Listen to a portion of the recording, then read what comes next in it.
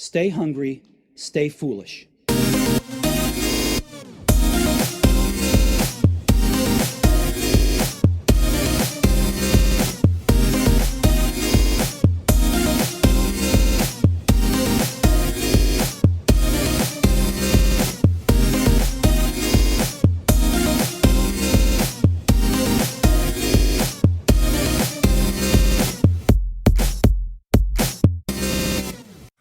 The philosopher Alan Watts once said, "The relationship between the environment and the organism is transactional.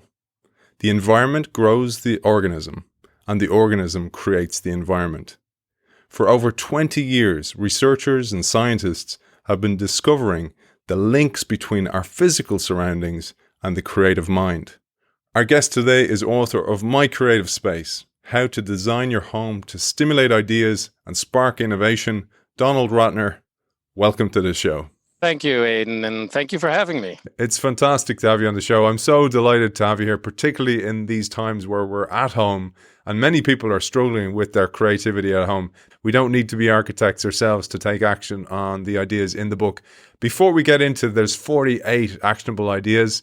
We're going to talk about a bit of context, how you introduce the book, why all the science and neuroscience behind all these changes, all the research. You've done a very, very deep job on this, but I thought the way we'd start is, as you do so many of your keynotes, with a question. How many people here live at home?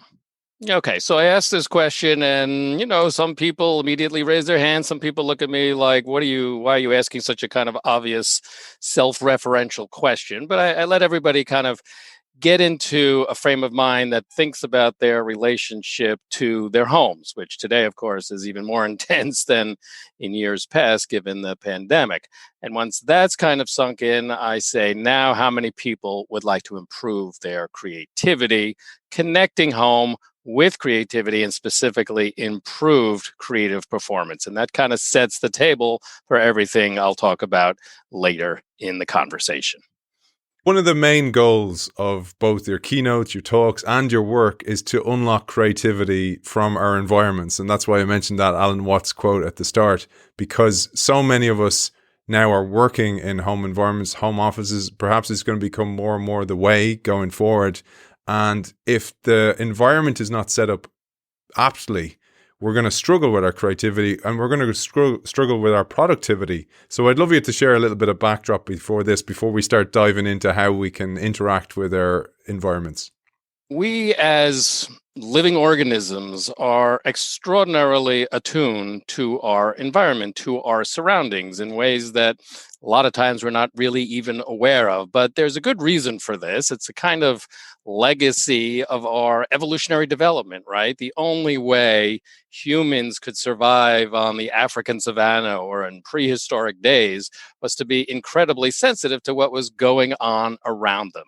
If they weren't, they were subject, obviously, to attack and predatory animals and bad things like that. So this genetic tendency to be super attuned to what's going on around us is still in our genetic profile, because think about it.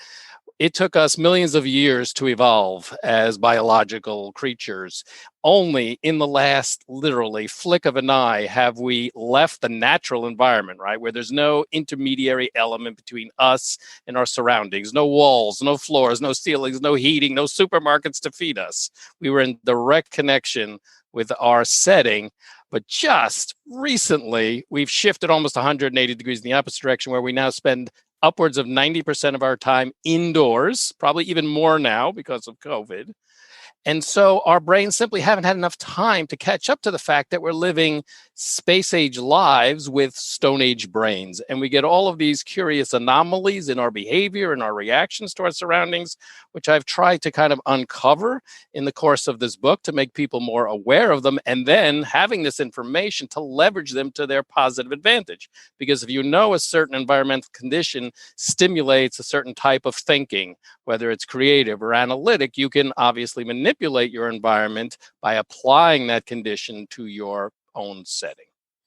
Beautiful. And you give context to this, to all your work, which I love the research part. I'm a bit of a nerd like that. I like knowing the science behind it. And you look at such a wide range of research. You mentioned a 1950s address by J.P. Guilford, and I didn't know this is where these two modes of thinking came from. I'd love if you'd share this. So J.P. Guilford was a very famous psychologist. At the time, 1950, he was the head of the American Psychological Association, and they were having their annual meeting. I believe it was in Pennsylvania, and he was giving the keynote. And basically, what he did was to take his colleagues to task, I guess you could say, excoriate them for not having made creativity a subject of their research. So this is 1950.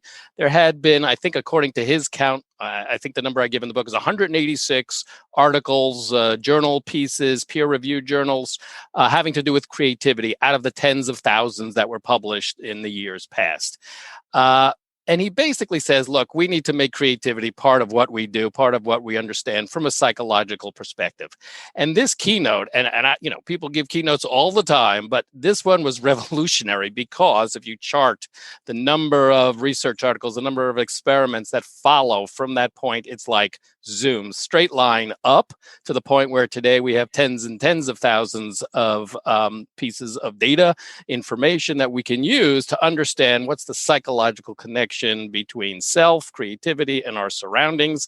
And I've been able to, and really was the objective, or one of the main objectives of this book, was to kind of pull this together because, there's an article over here and there's a post over there. And some of it makes it into the general press where folks like you and I, non-scientists, can kind of read into it. But a lot of it kind of remains buried within the scientific community.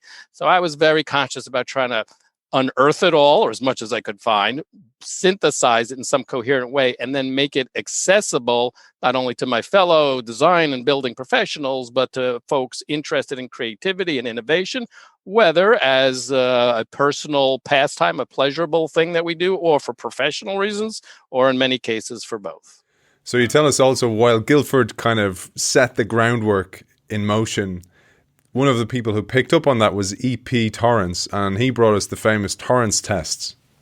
Right. So, there's a couple of aspects here. I mean, you mentioned two, what I think are sometimes called cognitive styles or modes of mental processing. We can call them analytic and creative. We can call them left brain, right brain, and kind of everyday thinking. But the basic idea that Guilford in the 1950 keynote, but even more in works he wrote after, books he wrote after, identified these kind of two modes of mental processing as our fundamental ways of thinking, and that we tend to oscillate between them depending on what we're doing, what we need to be doing. And Guilford, and Torrance picks up on this and creates what are known as the Torrance test for creativity. Because here's one of the big things, obviously, I had to deal with in the book, which is to say, how do you measure creativity? How can we talk about improvements in creative task performance if we can't measure it? And Torrance is best known for developing these assessment tests, which quantify our creative output. So we're not just kind of touchy-feely, how does it feel? Is this better? Is this worse? But in ways that's subjected to some reasonably objective criteria. He started off with, I think, 4 criteria in particular in the years. Now, this is since the 1960s. I think it's mushroomed to maybe 16 different criteria where experts can take a body of work that is produced in the course of these assessment tests and evaluate them reasonably objectively and say, okay, this is more creative subjects over here, less creative subjects over there. Therefore, we can start to create some findings based on this data as to which environmental conditions improve creativity and which perhaps do not. So Torrance is a very important factor in this whole story of how do we improve our creativity in measurable ways. And another key figure in all this was a guy called Jonas Salk. I'd love if you'd share that, because this also gives context of let's start making things happen out of this, of architecture and our environments. Yeah, so everybody knows Jonas Salk as one of the primary inventors of the polio vaccine. In a lot of ways, polio was the COVID of its day. It was a scourge. It affected millions of people, could create debilitating diseases, deformities. Obviously, FDR, Franklin Delano Roosevelt, is the best known example of someone who was stricken by polio as a young man and was crippled for the rest of his life. So it was a real health crisis in its day. So a young Jonas Salk is hired by, I think it was the University of Pittsburgh, I believe, And he shows up. He's a junior faculty member, so he gets stuck in this kind of crappy office down in the basement. You can just imagine dark, no view, kind of dank, whatever. Anyway, he gets to work. He's the junior faculty guy, so I guess he doesn't get to complain about his office. And he's working for year after year, and he's making a certain amount of progress. But at a certain point, he hits this like brick wall. And he just says, I'm not getting anywhere. I'm spinning wheels. I got to take a break. So he departs for a vacation. He chooses, for whatever reason, Assisi, Italy, which, if folks know this town, and you can certainly Google pictures of it, it's a beautiful Italian. I mean, it's like a classic Italian hillside town that goes back hundreds and hundreds of years. Beautiful stone structures, churches. It's perched up on an elevation. It's just a gorgeous environment, and of course the surrounding countryside as well. And in the course of being there and spending time there, his brain relaxes. He becomes much less stressed, and suddenly some solutions to the problems he's working on back at the laboratory begin to bubble into consciousness. So he hurries back to his office and then works through until he finally discovers the cure to polio. And ever since that experience, he was convinced that his physical surroundings had a huge impact on his ability to break through his problem, to come up with a creative solution to what he was facing. And he proceeds, as he becomes obviously more famous, to found the Salk Institute, and he hires a very famous architect of his time. This is now the early 1960s. His name is Louis Kahn, to design the famous Salk Institute in La Jolla, California, which is still there and is open, by the way, to folks. If you want to visit, if you're ever there, I certainly recommended a guided tour through there. And the whole impetus behind this institute was to use architecture, but place, landscape, the surrounding beautiful California vistas that you get over the water, to stimulate the fellows, the people who come to the institute to do their work, both scientists and humanities folks. And one just a pure example of this, he specifically had Kahn design the interior so there would be no columns. There would be no structural supports kind of breaking up the space. So the space was completely open from one end of the building to the other, from one side to the next, with the idea that the more open the space is, the more the people inside would collaborate with each other, would exchange ideas, and more creative things would come out of results. So he's a classic example of the idea that space matters. You mentioned also a 1984 paper on environmental psychology that was in a way a forerunner for books like yours and groundbreaking in your field. So in 1984, a young, at the time, medical biologist named Roger S. Ulrich, he's at the University of Delaware. Although he was trained as a medical biologist, his real interest was in the relationship between healthcare facilities and patient outcomes. So based on a childhood experience he had, he develops this hypothesis he wants to test. He travels to a town about an hour west of Philadelphia in Pennsylvania called Paoli, Pennsylvania, where there was and still is a very sizable hospital institution, and he proceeds to undertake this experiment. What he basically does is he zooms in on one particular wing of the hospital where there is, let's say, a central corridor running down the wing, and there's a whole series of patient rooms on one side of the corridor, and let's say they're all identical in terms of their layout and their, what's going on inside in terms of their physical elements. So everybody is in these rooms. Everybody's looking out in the same direction through their window. They're all actually people who are there for exactly the same surgical procedure. So, right, with scientific experimentation, your subject pool, you want it to be as homogeneous as possible, right? Because you don't want individual idiosyncrasies to kind of skew the results. So he's laying down all of these criteria. All of his subjects had to be in this wing. They had to be on the second and third floors of this wing for a reason I'll explain in a moment. They all had to have been there for the exact same surgical procedure. They all had to have been there within a very defined time period. So he is really narrowing down the variables. There was one and only one really significant difference in their environment, and that was what they saw through their windows as they're lying in bed for the several-day stay during their hospital visit. Roughly half the group that he studied, when they looked out, they looked straight into the canopies of trees that had been planted in a courtyard just outside the wing, right? That's why the second and third floor is significant, because they're elevated so they can see right into the leaves, the greenery.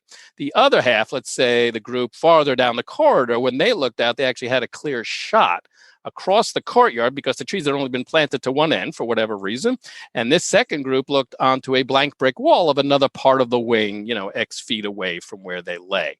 So what Ulrich wanted to know was there any difference in patient outcomes based on what they saw through the window? So he's, pulling his records, he's collating his data, he's crunching his numbers, and lo and behold, he finds not one, but several very striking differences between these two groups. Those that looked out onto the trees had shorter hospital stays, required less medication, and exhibited fewer complications than those who looked out on the blank brick wall. So let that sink in for a moment. We are talking about something in the environment, right? By definition, outside the human body, nonetheless, literally altering the core physiology of those bodies, literally altering our being at the level of life and death, right? So the power of the environment, something outside the body, to influence how we think, feel, and act, it can't get any more powerful than that. So that really opens the door to a whole series of very significant changes in the healthcare industry, in the design and building industry that caters to that market. And it eventually morphs into something called evidence-based design, EBD for short. So what evidence-based design says is, look, in addition to the traditional criteria by which we, and that's everybody who has any kind of role in shaping, whether it's their home environment or the built world outside, and these traditional criteria are things like, our aesthetic preferences or our budget or technology or context or whatever. In addition to all those criteria on which we base our decisions on what we want our surroundings to be, we should add one more, which is what does science tell us will be the outcome of those decisions? Because at the end of the day, it's really all about that, right? It's not just, oh, that's a pretty thing, or this holds my papers. It's what kind of effect does it have reciprocally on us as people in terms of how we think, feel, and act. So a really groundbreaking experiment that is still being felt, the effects are still being felt today. Maybe before we go into how we can actually manipulate the environment for the organism, let's talk about priming, because just to make sure everybody's up to speed on what that actually is. So the phenomenon that seemed to be in effect in Ulrich's experiment is known as brain priming. So a prime generally consists of, let's say, three elements. First of all, there's an input. That means some kind of stimulus entering human consciousness through one of the five senses, the main senses, sight, sound, smell, taste, touch, where it then triggers some kind of output, some kind of change of condition, change of behavior. So in the context of Ulrich's experiment that I just described, the input would have been the view through the window, and the output would have been an improvement in human wellness, in patient outcomes. And in the course of my book, what I'm really dealing with is a kind of special subcategory of brain primes, which I call design triggers. And I'm using the word design there not so much in its sort of artistic, aesthetic sense, but in the way we use it when we say, oh, I did something by design, meaning intentionally, deliberately. Because once we have this information, these findings, these correlations between input and output, we can, as you say, very deliberately, by design, apply them to our own physical environment, not necessarily to improve human wellness, although, interestingly, as we can talk about, there is an absolute connection between inputs that improve creativity and improve health, and while I'm at it, throw in happiness as well. But we can very specifically also measure for improvements in human creativity. So a kind of second body of findings, right? There's Ulrich's kind of health, patient-oriented outcome findings is, why don't we just do all of these experiments again, only this time measure for improvements in human creativity, creative task performance? So it's like we went back all the way. What do we see out the window? What kind of colors? What's the shape of our furnishings, of our surroundings? All of these different inputs that had been studied for improvement in human wellness are now being measured specifically. And go back to Torrance. We have these ways of measuring creativity to see if we can find these positive connections between our surroundings and that desired output, improved creative task performance. So you mentioned the treetop experiment, but I loved the one, before we get into some of the tactics, of literally thinking outside the box. Yeah, so we all know that expression. We use it to describe people who kind of think unconventionally, go beyond the kind of conventional wisdom parameters. So there was an interesting experiment where, and this is how they typically will set up. You'll have at least two groups, right? Group A of subjects, Group B of subjects. And you try to make their environment exactly the same, except for one condition. But then you also put them through the same creative problem solving exercises, absolutely the same from one group to the next, so that they're doing the same kind of, solving the same kind of problem. So in this particular case, it's almost funny in a way. If you can picture it, they put the first group inside a, I guess, cardboard carton, right? Just big enough so you can kind of sit down in it with your probably legs are up. And they gave them their problems to solve, and they're working at them. And then when they were done, they got to come out of the box. The box is open above, so they're just kind of sitting in it with the four walls, I guess, around them and the cardboard bottom. Then they took a second group. These people went away, and they brought in a second group, and they had them sitting next to the box, literally just outside the box. And they gave them their creativity assessment test, and they did their thing. The data comes in, and what do they find? The people who sat outside the box did better, outperformed the group that sat inside the box. So here you see a kind of powerful metaphor, right? Because, other sitting in a box, what's the big diff here? A powerful metaphor influencing how they processed information, how they saw the world. They were more open to new ideas, new solutions, creative ways of attacking the problem than the people who were constrained by the physical space, as minor that constraint was by vis-a-vis the size of the cardboard carton. But this is just an example of how super attuned we are to our environment and to literally change how we think. And I love the way you tee up the book here. I'm going to quote one of my favorite quotes from the book was this one. You said, "A creative idea is not a disembodied thought bubble born and bred in our brains, but the result of an intricate interplay of mind, body, and place." Beautifully said. And a great way to get into the tactics. Just for our audience, the way Donald tees up every one of the tactics, and there's 48 of them, and then there's explainers as well, and they interplay with each other as well. It's magnificently done. You start with a succinct description of what the tactic is, then you cite the primary research, and then you go into deeper research about each of them. I think it's important because I'm sure you gave a hell of a lot of thought to that yourself. You had to create some type of mental model to get all this information into the book. So bravo to you and well done. And with that, let's start with tactic one. What it is, it's designating a creative space. Thank you for that, Aidan. And I would also add one more component to each technique, which is how to do it, right? So I'm getting into the theory, I'm getting into the science, I'm getting to the ideas, but I also want to show people here's literally some ways you can implement these tactics in very how-to kind of advice. So designated creative space. Each one of these techniques, by the way, I have this kind of just short name I give them to kind of summarize what they're about. That's kind of a straightforward idea, which is, try to do your creative work in the same place at the same time, by the way, as much as is possible. Right. So that seems kind of, straightforward and practical, because then you have all your kind of stuff and your equipment, but it gets a little deeper than that, which is, think about, of course, the classic Pavlovian experiment where he has the dogs being fed at the same time every day, and he rings the bell at the same time that he's feeding them, to the point where he doesn't even have to put out the food. He just rings the bell and the dogs come running and start salivating. That is known as classical conditioning, because their brain is making a straight association between input and outcome, right? The bell, food, and it gets etched into their neural pathways. Well, the same thing happens to us. Whereas if we do the same thing in the same place day in and day out, our brains will automatically kick into a kind of creative mindset just by entering into that space, because we've become classically conditioned to associate that space with a certain mental mindset. So you don't have to invest a lot of energy to kind of task switch or to get into that mental mode of processing. You're in the same place at the same time, hopefully doing the same thing again and again. It'll just raise your kind of performance level that much more. One of the great examples you give is author and artist Austin Kleon, and how he has designated space within his working area. I thought this was fascinating because, again, you want those primes, going back to that word again, to prime you for what you're doing in that space, in that space, in that space. I thought this was really important, particularly in this time of the pandemic where we're actually where everything's coming together, and that's not so helpful. But we can do very small things to make very big impact.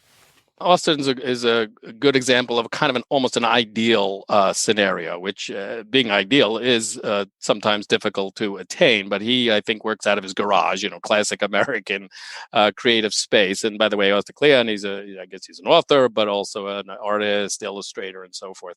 So he has literally different setups depending on what he's doing. He's got his kind of creative setup, then he's got his sort of analog setup, more analytical setup, I should say, and then he's got kind of his drawing and illustration set up, and he just has to swivel around because he's kind of got it arranged in his space, so he can literally have a different, and these are micro environments in essence, right? It's not like he has to leave the building and go across town to another place. Just by shifting his work surface, what's he seeing, what's he adjacent to, he can kind of shift mental tasks as well. Now that's tough for folks who maybe live in an apartment like I did for many years in New York City where space is tight, but you can do very subtle things. You can literally, bring out a certain photograph or desk plant or object and place it on your desk when you're in sort of a creative mode. And just that one connection is enough to connect place and time and task. You don't have to completely change your environment. But of course, the more you can kind of shift around to different setups, also on a more practical level, the more fluid your thinking will be. Having said that, I do recommend folks try to stay on task for as sustained a period of time as possible, because mental task switching actually consumes a lot of neuroenergy in a sense to kind of switch from an analytical to a creative and back again. So try to stick with whatever you're trying to do to either bring it to a conclusion or at a certain time period, switch over to another sustained undertaking. But space, connection, big, small, whatever you can do to associate space with mental task, mental cognitive style, the better it will be. And one of the simple examples you gave, which is a great one, was, I love this, having separate logins on your computer, as we all can do. So we can have profiles on our computer, and one's a personal one and one's a professional one. So you can, whichever one you're going to focus in, say, for example, you're writing your blog, you can just go into your personal one. And then for the professional one, you can have your Excel and your PowerPoint or whatever you have in there. Exactly. And, this is, of course, one of the big challenges of folks who have been kind of thrust into a work from home situation without a lot of notice and ability to shape their environment to kind of adapt to that new reality, which is, try to create boundaries, even if, again, you don't have walls up between you and your living space, between your workspace and your living space. Try to create some elements of boundaries, whether material or psychological, because it is important for our brains to know when we're in kind of work mode and when we're in kind of personal mode, and not to blur the two to the point where you're switching back and forth between them willy-nilly, and doing things as simple as, having different logins to kind of create these boundaries will help your just kind of mental well-being, your performance, and so forth. Also, things like what you wear, right? I mean, there's a temptation, of course, when working from home to wear your Zoom pajamas, which is a nice shirt, but, your jammies down below and your slippers. I would sort of caution against that. I would suggest, no, wear what you would have worn had you gone to the office when you're in work mode, and change your clothes at 5 or 6 or whatever it is you normally would, because it's sending a signal to your brain. I'm out of work mode now. I'm in a kind of different state of being. All those subtle cues your brains will pick up on, even if you don't think that they would. So I found that one fascinating, because I remember as a kid, I used to wear, the way in schools you can wear a blazer or just a jumper. I used to wear the full metal jacket, wear the whole blazer, everything. And it was for exactly that reason. It felt like I was switching on. And it's one of the things you miss in the pandemic at the moment is, like, I used to have a great routine of gym, breakfast, go into work to write for an hour before work even started. And I miss those little cues, because when you're in your home office, you have to actually try and find new ones and recalibrate everything. But I found that one really, really useful. Let's move into the next one, which is absolutely fascinating, which none of us can make an excuse for. Tactic 2 is find something blue. So color, of course, is one of the most ubiquitous factors in our surroundings. I mean, we can't escape it, not that we would want to. So in, I believe it was 2009, a couple of researchers from the University of British Columbia wanted to know, does color influence our ability to think creatively? And very rapidly, very wisely, they kind of narrowed down the scope of the research. Color is a pretty big topic, obviously, to study just two of the primaries, red and blue. And so here what they did, they were very clever. These researchers are typically very clever because one of the things they have to do is to hide from the subjects what they're really up to. Because the moment you tell a subject in a scientific experiment, here's what I'm trying to do, you kick in what's called the Hawthorne effect, which is where people become self-conscious about what they're doing, and obviously the results start skewing all over the place. So they're always kind of tricking people a little. And what they did here was and now we're in the computer era, of course, a lot of these Torrance tests are administered through computers.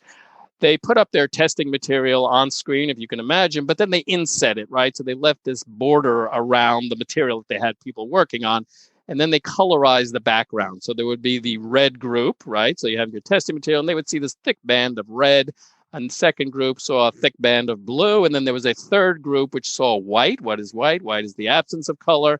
So they're taking color out of the equation. The white group becomes the datum, right? The baseline on which they can measure the performance of the red and blue group and be reasonably able to attribute any differences between the red and blue group and the white to the presence of one or the other color, right? So that's how science has to work. You have to isolate one variable in an environment to see what its effect might be. Long story short, the blue group turns out to have outperformed the red group on the creativity test. But here's an interesting part.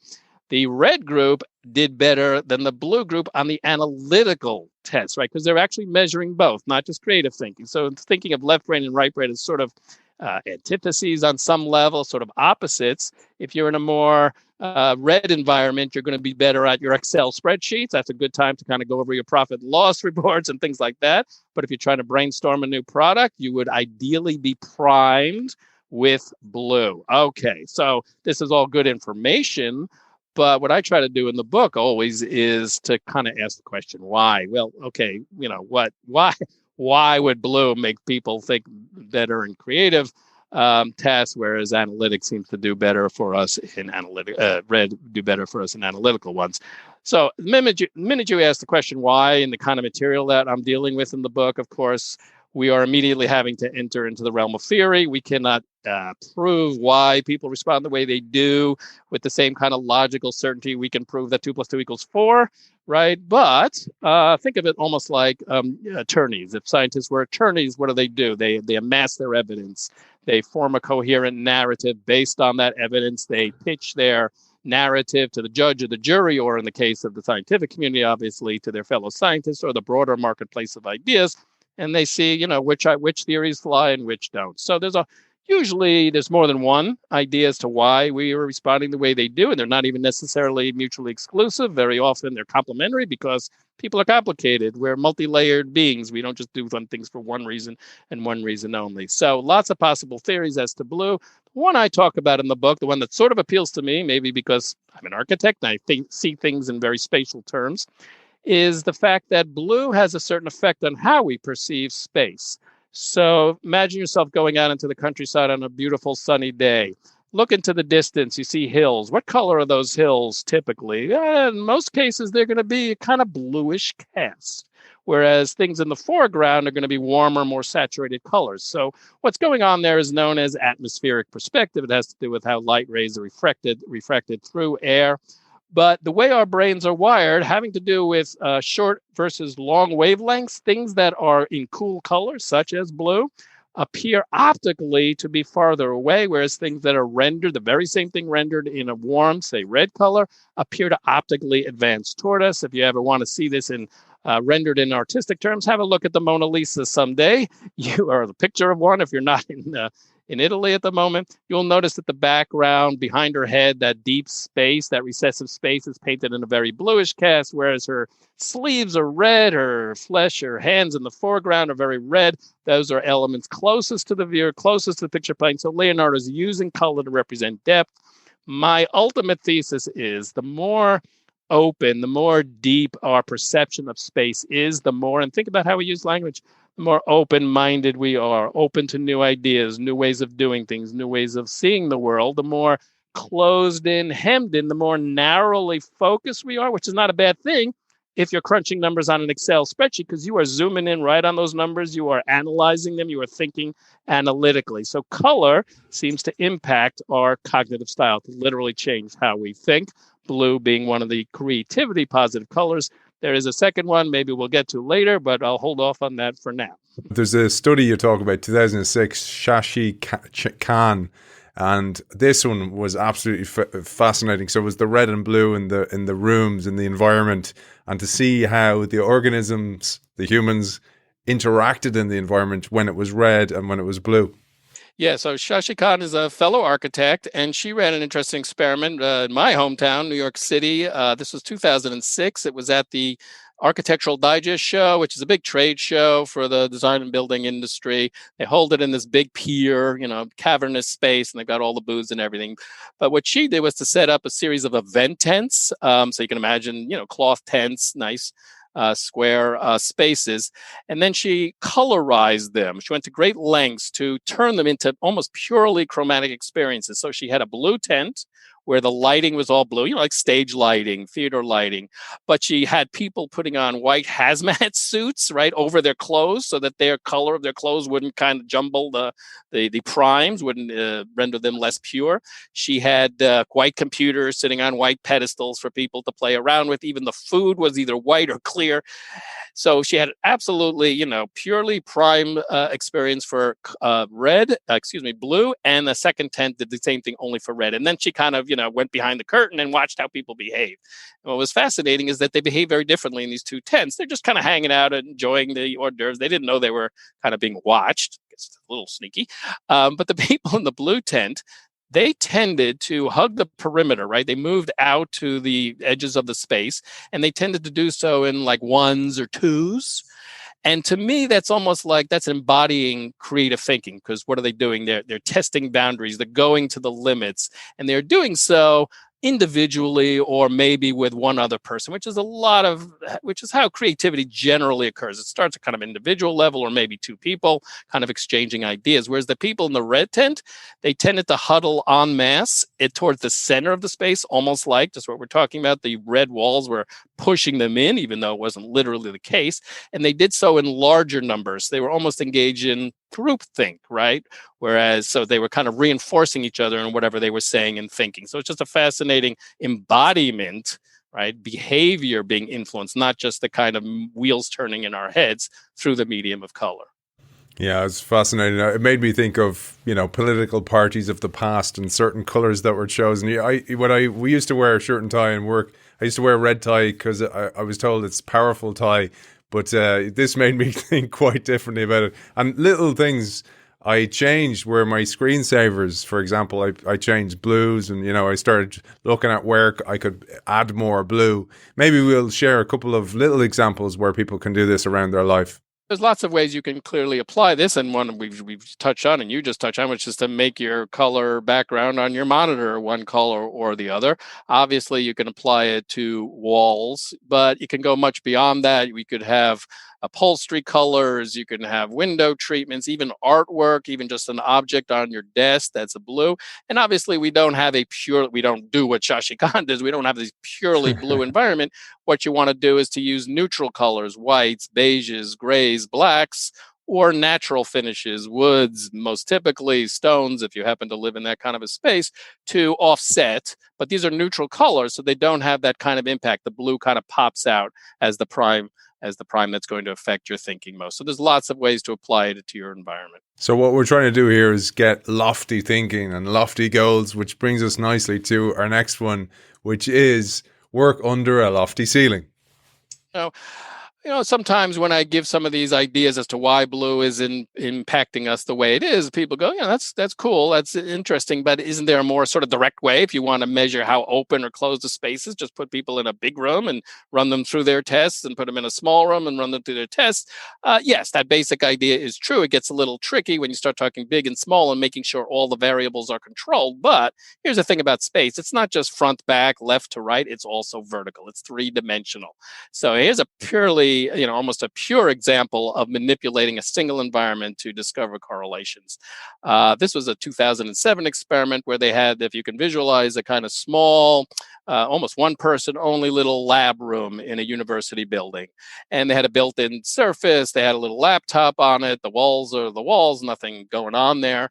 And the first group came in and did their creativity and analytic assessment tests under the what's called the as-built ceiling, meaning existing conditions. It would happen to be 10 feet above the floor. So this first group comes in and does all their thing, and, one at a time, in and out. They get their data set. And then the researchers, tricky as they are, they come in and they lay in a false dropped ceiling, as it's sometimes called, at 8 feet above the floor. It was made out of like white foam core, which is this material. And, when you go into an office building, a lot of times you see those acoustic tile ceilings. Those are drop ceilings. The actual structural ceiling is usually a few feet above. There's air conditioning and wiring going on in between. But they didn't tell people, hey, we just dropped the ceiling. They brought in a fresh group. They did their tests. And lo and behold, it's almost a mirror of the red-blue experiment. The people under the 10-foot ceiling did best on their creativity tests. Those under the 8-foot ceiling, the more closed-in space, did better on the analytical tests. So here we have really concrete connection between openness, between spaciousness, and cognitive style. Yeah, and you mentioned in the introduction design writer William Little, and he dubbed this the cathedral effect, but you also gives us ways where we can actually mimic this in our homes. Yeah, so it's a wonderful term, but if you think about the great, Gothic cathedrals of Europe, they are these extraordinarily tall interior spaces. And to me, what that's doing, among other things, is to kind of move the mind into a very abstract kind of mode, right? Because what are you trying to do within a great cathedral is to bring in thoughts of the divine. And that is the most abstract, kind of non-specific, big picture thinking you can do, which in a lot of ways is what creative thinking is, right? You don't start, if you're developing a product, by figuring out the details, what kind of screws should we use? No, you started with the big picture. What am I trying to accomplish? And you funnel in more and more until you get to the level of detail where you have to worry about what type of screw to use. And so creative thinking starts with this kind of open, abstract, non-specific sense, whereas analytical thinking tends to be more narrow and focused. But, we don't live in cathedrals, and many of us aren't able to just suddenly raise our ceilings up to 10 feet just because we want to.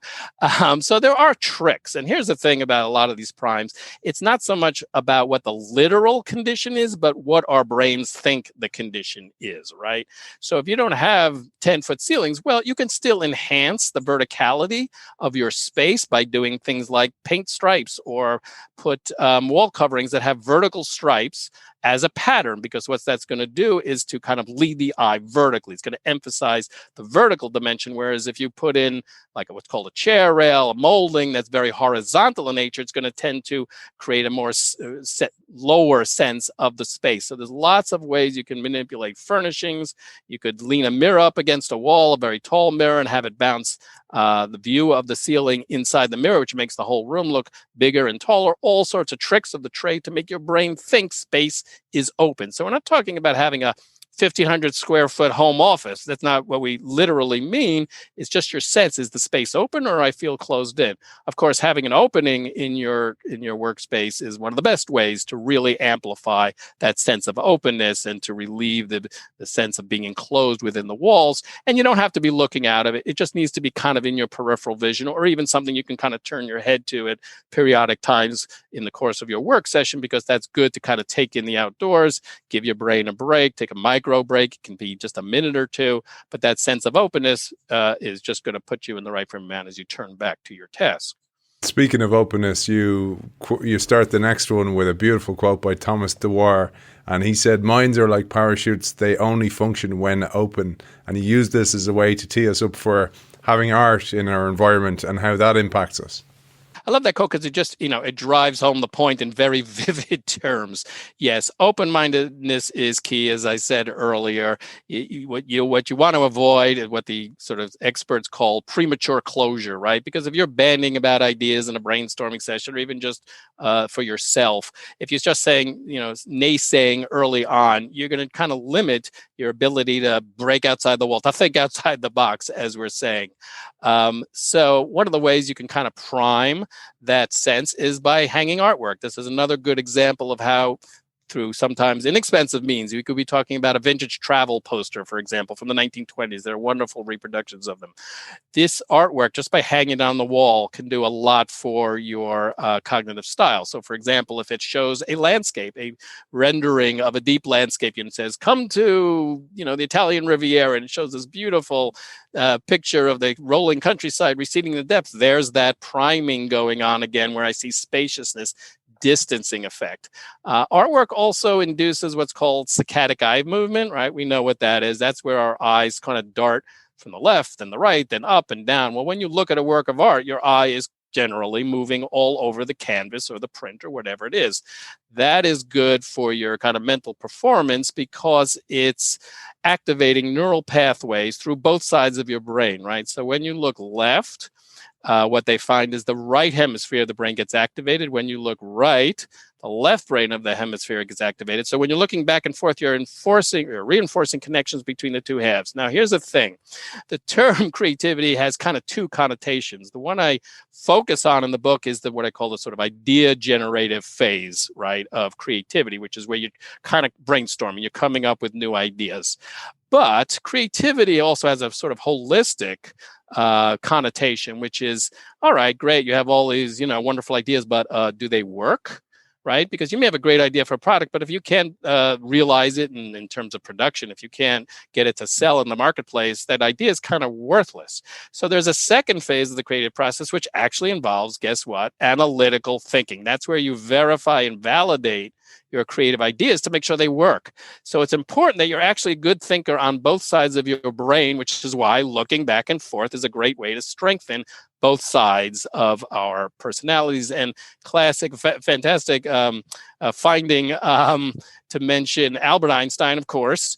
There's a famous, his brain gets put into a canister or test tube or something after he dies. Anyway, just recently they analyzed the brain again, and what they found is that the element that bridges the two halves of the brain, called the corpus callosum, his was unusually large. And it makes perfect sense when you think about him, because he is the consummate thinker in that he was able to be very analytic, obviously, but he was extraordinarily creative too. And the fact that these two halves were kind of connected so well by moving, in part, eyes around is a great way to kind of strengthen one's own capabilities.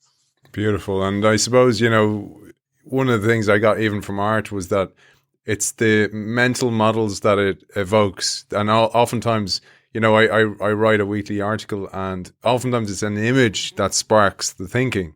And sometimes if you can find those models, or you can find those kind of pictures that evoke what you want to say, it can be so liberating. It's a lovely experience actually when it happens, which leads me nicely to the next one, because you mentioned priming earlier on, and objects prime us absolutely, including objects from our past. And this next one is about thinking back for old mementos, nostalgic reveries from the past, that they can evoke things into the future. And the minimalists out there will not like me for saying this, but having them around you can evoke creativity as well. Yeah. And, what's also interesting is a lot of primes we're talking about do kind of hold together under the theme of distancing. So distance isn't just about feet and inches. It is also can be expressed in temporal units, time. So they did an experiment where they had group A come in, and they asked them to all to think back to a distant event in their own past for a minute or two prior to taking their creativity assessment tests. Okay, they do their thing. They bring in a second group, and they just give them the creativity test. They don't have them think back. Once more, we find that the group that was primed with the idea of spaciousness of distance, in this case time, outperformed the group that was not so primed. So what seems to be happening is that our minds open up once again just by connecting points in time farther apart as opposed to more near parts. And, it does make a certain amount of sense because as time goes on, our recollection of details, they tend to get a little fuzzier, right? Try to remember something you did 10 years ago. It's much less specific, much less detailed, much less narrowly focused, analytical like, where it becomes more big picture, more creative like. So, yep, just by putting on old family photos or your souvenir from high school, your trophy that you won in such and such a sport or what have you, and just looking at it for a second as you're trying to kind of brainstorm can actually prime creative thinking because of that sense of temporal distancing. And this kind of sparks me to think about one of the explainers. I mentioned that you have several explainers throughout the book, but you have one on space, time, and creativity and CLT, which I'll let you explain in a second. But I was telling you before the show, I usually have a copy of the author's book behind me, and I have a physical copy of your book, but I also have it in my Kindle. And my sons loved it because of the imagery in it. And one in particular, last night, my 7-year-old son, I went into his room and he was looking at the image where you show the image of a field with a tractor in it, and where I'm actually standing in the field essentially, and then you show the overhead image and how different it is, which also thinking that way, even without actually seeing those images, has an immense impact on our creativity. Yeah, so construal level theory, with all of this talk we're having this conversation that seems to tie into distancing effects, you would think that somebody in the scientific community would have come up with some kind of theory to kind of knit this all together, make this some kind of sense out of it, and they have. This is called construal level theory. Not my favorite terminology. It's a little awkward. But what that basically says is the farther away we construe some piece of information, an object, event, the more, just as I was talking about, the more abstract, non-specific, what they call higher level construal, our brains seem to shift into. The closer we come to something, the more detailed, focused, specific it becomes. So the image I give in the book and that I use in my talks is picture yourself in an airplane, you're flying over farm country, wherever you happen to live.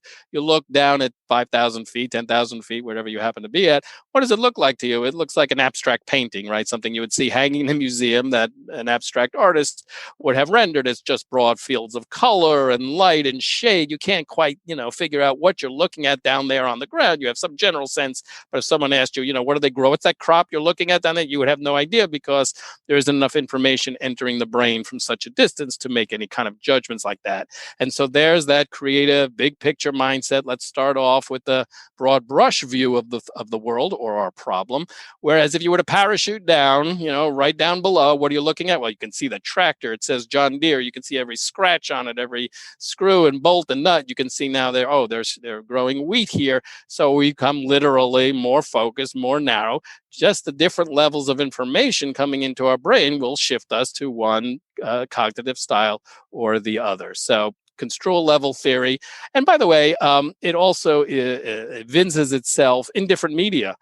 We touched on, for example, dress. So they have something called social distancing. All right. So that's the meme of the moment, of course. But in a lot of ways, if anybody is asking me, social distancing as we're currently using it is a bit of a misnomer because we're not really saying don't socialize. We're just saying keep a certain distance when we socialize. Spatial distancing would have been better, but I think that train has left the station.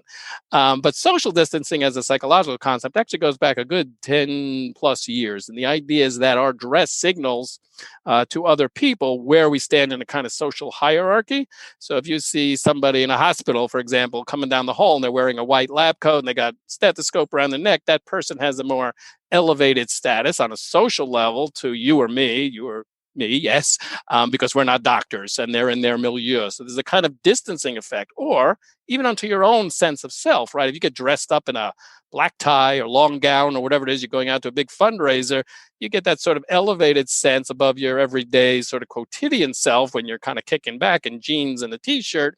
And so this distancing effect, that priming effect kicks in one more time and into one cognitive style or the other, depending on our sense of social self or social status. So construal level theory kind of encompasses all of these different things: space, time, and dress. I was trying to think about how to enact this, I suppose. And one of the ways, so say you're working on a strategy or you're working on some type of paper, what is it, a mental thing that we enact here? How do we actually do that? Create that kind of distance where, the way I kind of think about it is I'm on the dance floor, but I want to get up onto the balcony looking down onto the dance floor. Simple techniques is, if you are fortunate to have that window that looks out into the distance, just literally turn your eyes outward. If you have artwork that represents distancing, turn it outward. Do what they did in that experiment. Just think back to an important event in your life, but 10 years ago, and think about it for a while. You'll kind of shift into that mindset. So you don't, have to go up in an airplane to do this, but just as, and a lot of interesting thing about a lot of these priming experiments is like the time that they're talking about in many cases can be quite small, literally seconds in some cases, where they'll flash something on a screen and then they'll have people going into their assessment test. That little prime, it was there for 2 seconds, 3 seconds, even less in some cases. So the brain is very fast in processing these primes. You don't have to spend a long time to kind of shift into that mode. And all it can take is a different, visual field in some cases. Or, and by the way, we do get about 80% of our information through sight, through that particular sense. But think about the other senses as well. Smell, sounds, all of these things can actually affect us as well. So if you listen to classical music, for example, that in a sense primes that temporal distancing effect, because you, of course, immediately become aware that this is music from the past. Let's bring it into the organization now. So obviously when we're back in the wild, one of the things that many of us will have in our mindsets is the idea of the boardroom table, and it's a big long rectangular table that looks like it goes on for miles and miles. But you mentioned the next tactic. It's one of your favorites in the book, and it's about gathering in a circle. And there's a reason humans gathered in a circle going back to 200,000 years ago in the caves, because it created a more social environment, a more collaborative environment. And you bring this tactic to life with a story of Ed Catmull from Pixar. Right. So Ed Catmull's book opens with a wonderful story about how their team at Pixar would meet in this room, and there was this beautiful rectangular table that had been picked out by no less than Steve Jobs himself from his favorite work of his favorite designer. But Catmull kind of goes on and on about how they were just finding it really hard, taxing to come up with creative ideas for their various products. And it took him 12 years, but he kind of figured out it's this table, it's not helping us. And when you think about it, there's a lot of good reasons why these tables are actually not as conducive to creative group collaborations as you would hope. First of all, what happens a lot, of course, is that certain person of authority, where are they sitting? They're sitting down at the head of the table, right? And, they're there by virtue of their status within the organization.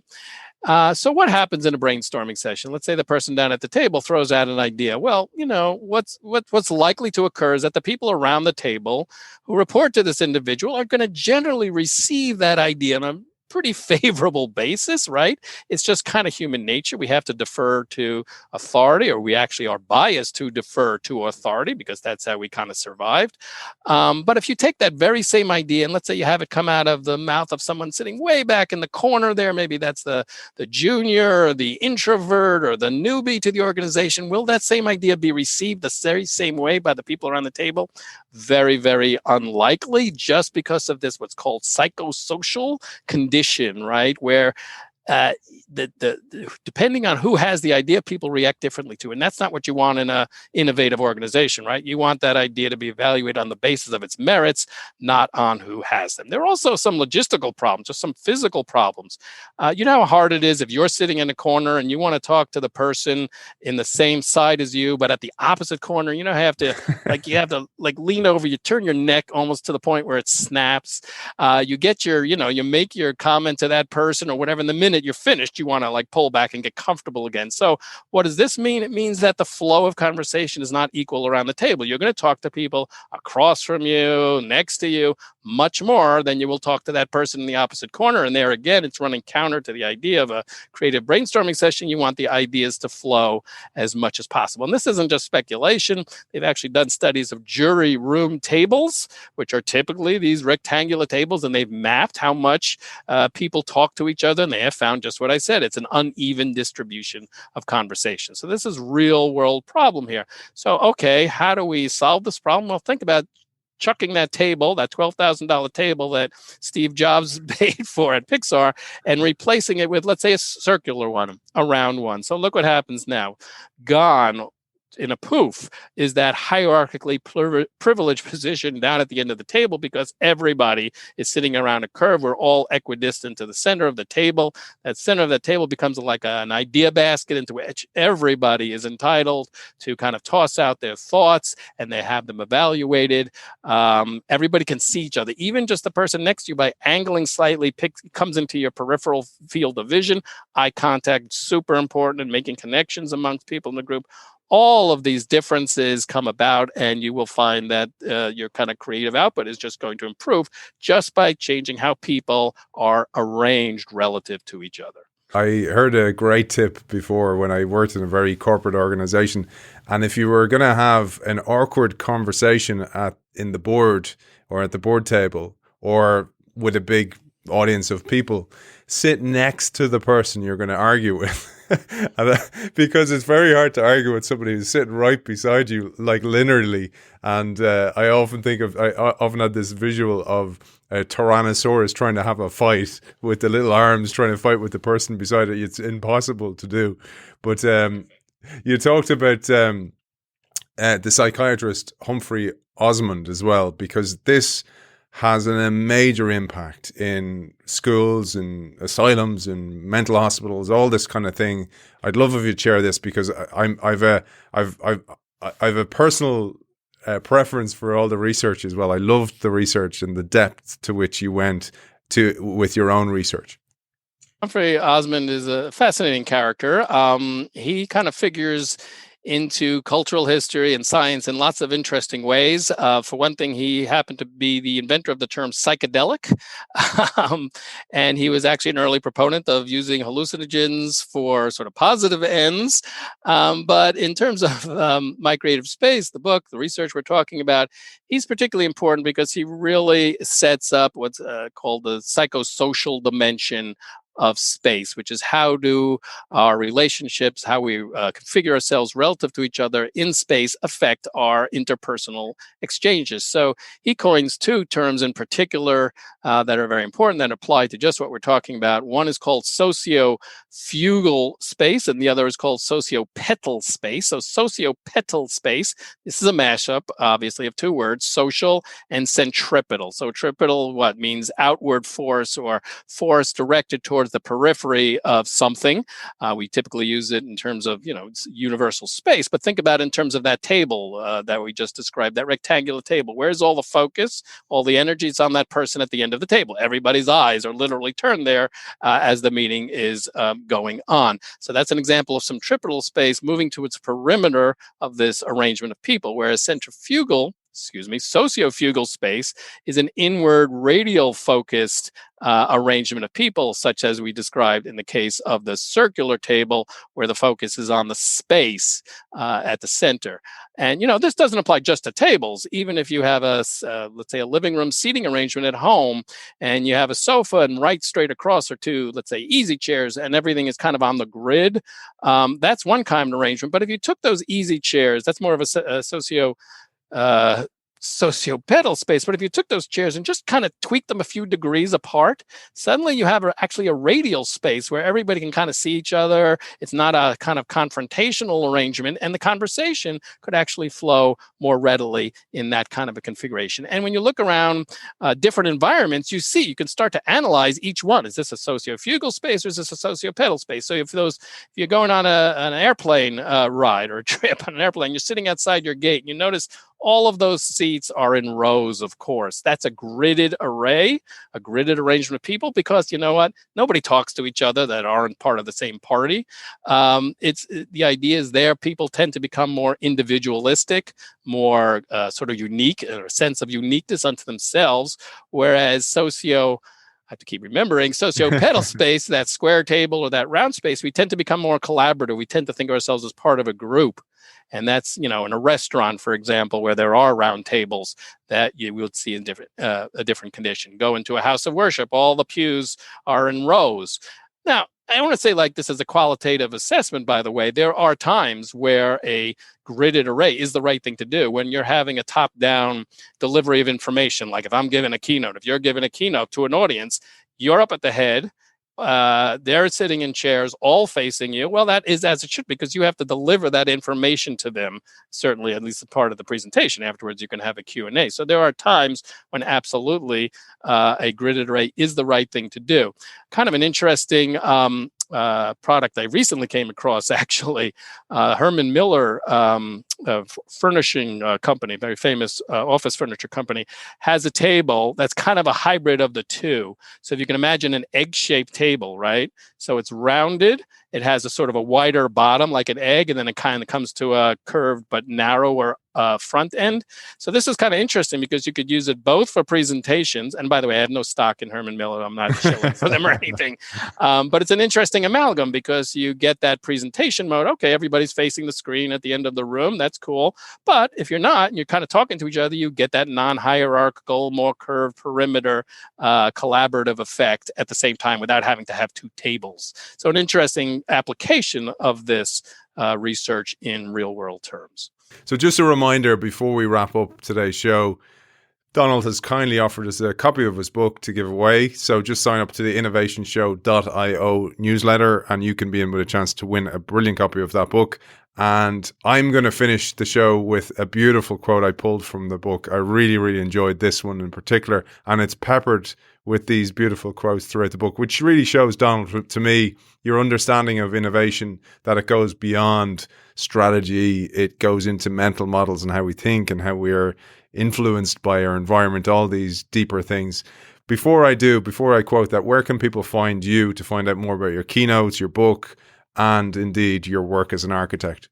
Well, the book, My Creative Space, is available on all the usual online outlets, and hopefully as well in your local bookstore.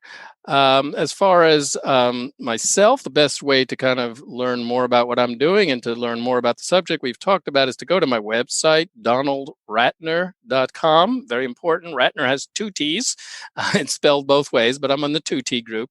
And in particular, there's a resources page, which I very deliberately set up to be a kind of nexus of information on the study of physical space and its relationship to creativity and innovation. So it's got lots of books, not just mine, blogs, academic programs, conferences, podcasts, all that kind of good stuff. So I would certainly start with that. And I am also on the usual social media sites, LinkedIn, Facebook, and Instagram. Please feel free to connect with me there as well. So, Donald, while I'm letting you think about how you're going to finish the show, I'm going to quote this beautiful quote I mentioned there, peppered throughout the book. I love this one in particular. You said, putting these tactics into practice isn't going to magically transform you into a creative superhero by itself. You've got to do your part to leverage your innate talents. That means investing in the time to practice your craft, remaining committed, persistent, and motivated, staying open to innovative ideas and opportunities, being unafraid to be criticized or misunderstood, even rejected. These are difficult things to do, especially outside the home. In the workplace, we're pressured to conform to company standards and other people's expectations. At school, we're rewarded for coming up with a single right answer rather than many good answers.